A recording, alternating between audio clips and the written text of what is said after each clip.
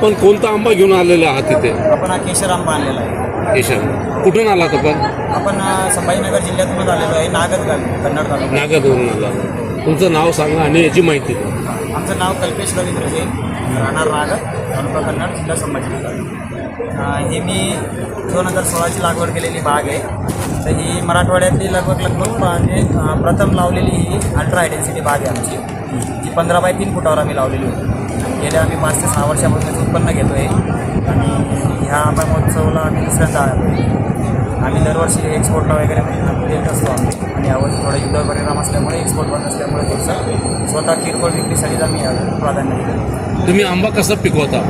आम्ही हा सर पूर्ण नैसर्गिकरित्याच पिकवतो. जोपर्यंत झाडावर तो पिकत नाही, ते भागत नाही, तोपर्यंत हार्वेस्टिंग नाही. त्यामुळे आम्हाला पिकवण्यासाठी असं विशेष काही काळजी घ्यायला लागते. केशर किती प्रकारचे आहेत? केशरमध्ये सर हा एक प्रकार आहे, गुजरातचा एक जम्बो केशर येतो. पण मी माझ्या अनुभवानुसार सांगू शकतो का त्याला चवीला जितकं नाही आहे जितकं आपला मराठवाड्याचा लागेल. आपल्याकडे कोणते कोणते केशर आहेत? आपल्याकडे मराठवाड्याचाच केशर जो आपल्याकडे जो चालणारा केशर येतो. बरं, तुम्ही नागातून इथपर्यंत आला तर काही ट्रान्सपोर्टेशनला काही दिक्कत वगैरे आली का? हां, हे डिझेलचं आणि पेट्रोलची अवेलेबिलिटी नसल्यामुळे ना थोडासा आम्हाला त्रास झाला आहे या गोष्टीचा. बाकी ठीक आहे.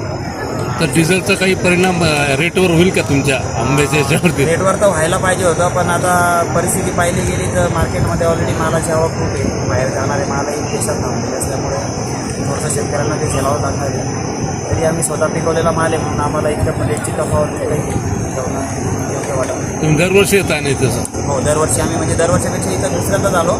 आम्हाला इथंपर्यंत येण्यात थोडा माल कधी शिल्लक राहतच नव्हता. पण यावर्षी सगळं उलटी परिस्थिती असल्यामुळे केमिकलचा माल अजून सेंद्रिय मालामध्ये काय फरक असतो? सर तो चवीचा फरक असतो. दिसायला केमिकलचा तुम्हाला चांगला वाटेल, पण चवीला हाच योग्य वाटेल. आणि ग्राहकालाही ती गोष्ट माहिती आहे म्हणून ते आंब्या महोत्सवाला प्राधान्य देतात. आता काही सुपर शॉपीचे दुकानं आहे, तिथे तुम्ही माल सप्लाय करता? हो, तिथं करतो आम्ही माल सप्लाय. पण ह्यावर्षी त्यांनाही आवक खूप असल्यामुळे त्यांचे रेट कमी असल्यामुळे त्यांना इतक्या कमी किमती देण्यापेक्षा डायरेक्ट ग्राहकाला द्यायला घेतो वाटतं. हो. आता तुमची थेट विक्री ग्राहकांशी आहे? डायरेक्ट थेट विक्री यावर्षी पूर्ण जवळपास आमचं 15 ते 20 टन माल पूर्ण बागेतून घेणार आहे. पण आम्ही पूर्ण थेट विक्री करतो. काय आव्हान करणार सर संभाजीनगर वासियांना? हेच का तुम्ही थोडं प्राधान्य चवीला द्या दिसण्यापेक्षा. आणि या महोत्सवाला आले तर इथे मिलेटसाठी पण भरपूर आता स्कोप आलेले, त्यांचं महत्त्व ते कळतं आहे. आणि सेंद्रिय आंबा जर तुम्हाला खरंच हवा असेल तर माझेच नाही, आम्ही सगळे शेतकऱ्यांच्या स्टॉल कुठलाही याच्यावर जा आणि घ्या. ठीक आहे, धन्यवाद सर. नाव सर आपलं? माझं नाव कल्पेश रवींद्र.